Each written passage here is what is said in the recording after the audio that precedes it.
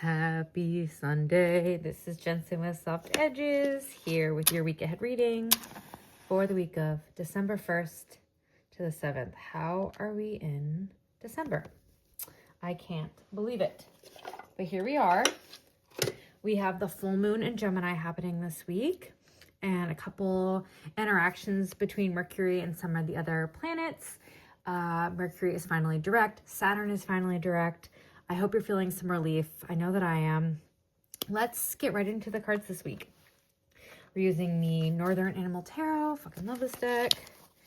And we're asking, what energy can we expect this week? Ooh. Well, that puts out the flame, so that is a message, I would say. So we have the Four of Pentacles. We have the Dark Moon card. Interesting. And then we also have the Nine of Pentacles in reverse. All right, we'll leave that there. I might pull one more card for this. Try one more time with a lit candle. Hopefully that doesn't happen again. There. All right. Let's try this again. I have the Secrets of Wanwood. We'll ask for some clarification. Let's do some information on this card. And the new moon. Oh, I see the Aurora Borealis. I wonder if we'll be having some solar storms this week, and if some of us see the Northern Lights again. Wake. Oh, interesting. Okay. I don't want to cover up you, moon. All right, maybe we'll do like this. Listen, this isn't my best setup ever, but it's not the worst either, so bear with me. All right, there's that. And then maybe we're using the Listening Oracle. Maybe we'll just ask. Maybe we'll just ask.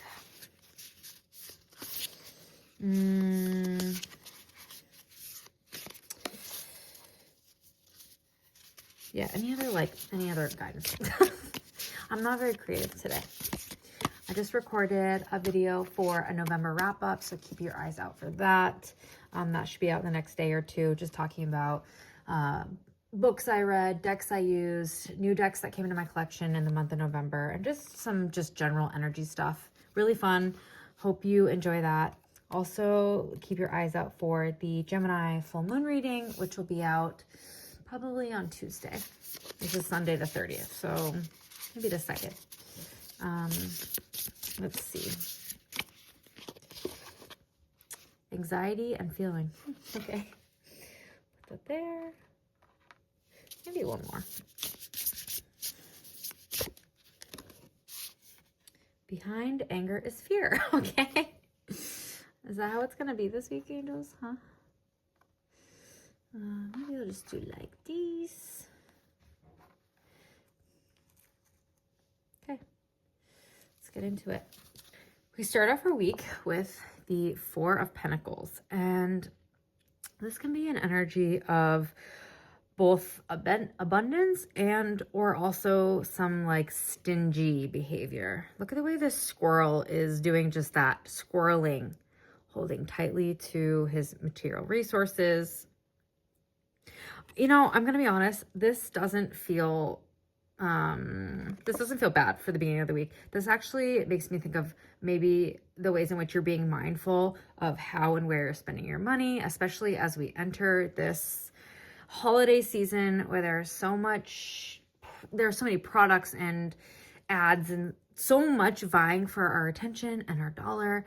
And maybe at the beginning of the week, one of two things. You either overspend on Black Friday weekend and into Cyber Monday, or you're being really mindful, and that's not a bad place to be. The new moon in reverse is really interesting. And like I said, I do wonder if there's something going on with this and perhaps the Aurora Borealis. I'm thinking like the bear and like the dark of the night with wake. I'm going to go out on a limb here. This might be woo-woo. Take what resonates, leave what doesn't. If you've been following anything with like 3i Atlas, there's a lot of information coming forward about it potentially interacting with the sun that's been creating all these solar flares, and also stuff around the consciousness it's bringing to humanity. And I wonder if there's just an energy this week that is really talking about this awakening. I'm seeing this little like devilly squirrel character again. It definitely gives me squirrel energy. But this time, so see how this squirrel is like clinging to the resources. This one is like, you know, arms wide open. Same with this energy. I love thinking about midweek, us feeling kind of just intuition flowing, just an awakening happening, an understanding, like kind of a spontaneous understanding. Potentially spontaneous joy as well, which would be really nice for us to lean into. I know that Scorpio season felt really intense, and now that we've moved into Sagittarius season, Saturn and Mercury are now direct, and I feel like this is giving the energy of like the get up and go.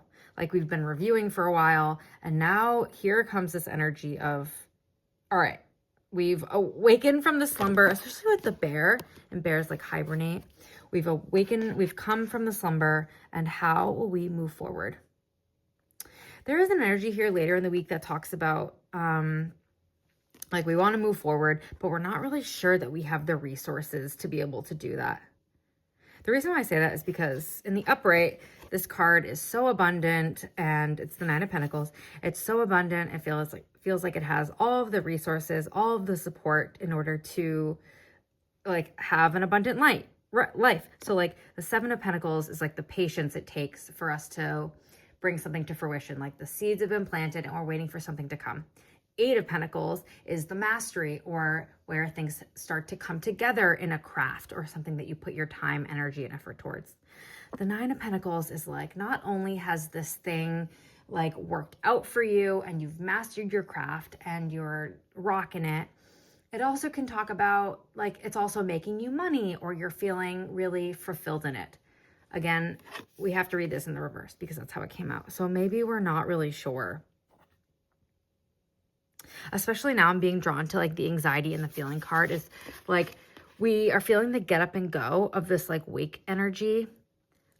But look at this, like from going from this, again, let's look at the thread of this like red open character. Now a red open character is closed off.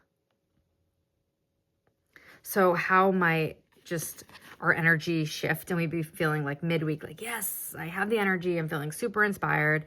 And then towards the end of the week, it's feeling less abundant and we're feeling more anxious about how exactly to bring forward the things that were working for us that aren't anymore. I just heard you may not have been listening to the signs. Like we have been clouded up until now. And there's that I told you so energy to this. And not to be rotten, but I wonder too if whatever this like feeling like loss in some way or blockage to abundance, that feels more resonant. If there's feeling like a blockage to your abundance this week and it's bringing up like anxiety, and then your anxiety turns into like anger towards someone else, remember that it just might be this. Behind anger is fear. You see, like, because you're so anxious around where you feel like you're not where you should be or where you want to be. And you're like, well, how will this look? I'm seeing right now, like, this is like a tomato and being thrown at like an actor or something. And like, you're being judged by someone else, or you're feeling judged by someone else. And then you realize that in reality, you're the one who is just like throwing the tomatoes, and it's just reflecting back to you. Like you were the one judging you. No one else is judging you the way you're judging you.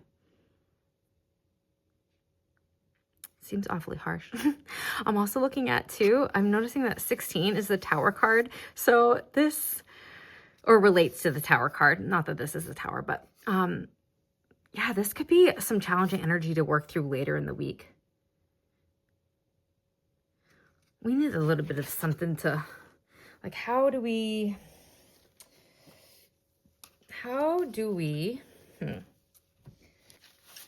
what do we do with the anger? What do we do with the fear, the anxiety? How can we move through that?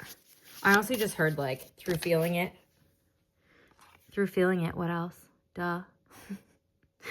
The other card we got was the Queen of Swords. And this is really lovely. This energy talks about having the skill to be able to know that you're just waiting, right? Like you might feel like things are not exactly working out for you right now, and that you've missed a harvest for some reason that's coming in. The reality is you're still sitting on some eggs. Look at the way she's just like confident. She's confident in the transformation because I see the butterfly. There's something healing, stars. There's something healing in being able to communicate your anxiety and your fears. Like, how can you use it to be productive? How can you say to someone, I'm sorry I'm showing up in this such and such a way. It's because I'm afraid. Here's what I'm afraid of. I'm afraid of being judged. I'm afraid of lack. I'm afraid to not have enough. I'm afraid to not show up in the ways that people expect me to.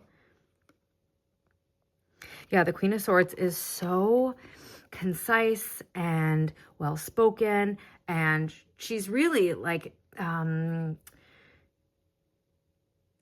she works well with her, I'm seeing like the blue shirt is like her words, but also the purple makes me think of intuition. Like she trusts herself, she listens to her intuition and is able to like bring forward a message to let other people know where she's at, and herself, honestly. You might do this through writing, you might do this through a creative project, but because it's swords, it does make me think of something of the mind. So like talking, communicating, writing, joining a group. I love the way that this ends up shaking out. Just remember that it might show up crunchy at the end of the week, but that's just part of it, right? We can't always be sunshine and daisies. Like if you're feeling really awake and alive midweek and then all of a sudden it crashes and you're like having all these more challenging feelings, just transmute it. Transmute that energy, work with it, write, create. I do just want to look at if there's anything that this card we might have missed. So the guidebook says about this new moon. This is a phase where there's no light on the face of the moon, which also means there's no light shining on Earth. This time is dark and things move around you unseen. But a heaven full of stars, galaxies, and maybe northern lights can shine brighter when the moon rests in the shadow of the Earth. New beginnings, start something, seed planting. This is really interesting that we would get this midweek, when midweek we actually have the Gemini full moon. And Gemini is swirly. It's swirly, swirly, swirly. And it's interacting with the nodes. I'm really curious to see how this shows up for us. And honestly, like I said, this enlightening energy that I feel like is kind of like moving through us. This just feels like a reset, to be honest. Like whatever feels crunchy after the full moon is just kind of like, again, full moon's at times a culmination. So like it's just showing us what needs to fall away in order for us to move into this next phase, this next cycle. Oh, I like this as being like an energy of waking up. Super lovely. Love that. Good luck. Thanks for being here. I will see you on the other side.